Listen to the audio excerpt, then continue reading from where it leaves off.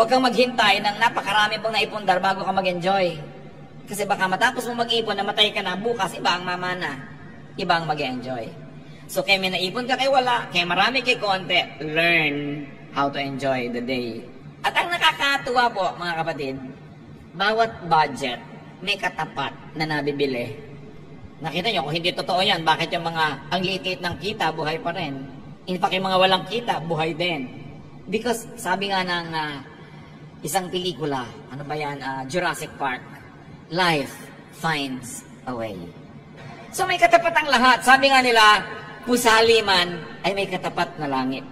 So tatanda mo yan, pusali man ang kalagayan mo, may katapat kang langit, marunong ka lang tumingin. Napakahalaga, nag-e-enjoy tayo niyan. So, babaan ang kaligayahan, hindi laging tinataasan. At ang pinakamahirap niyan mentally, alam niyo kung masyado kayong marunong, halos wala na kayong makausap. So paminsan-minsan, magpapanggap ka ring mangmang ka para ka matawa ng malakas. Kasi ang mga mangmang, mas masasaya. Mas malalakas tumawa, yung mabababa ang IQ. Uy, pinigil ang mga tawa. Diba?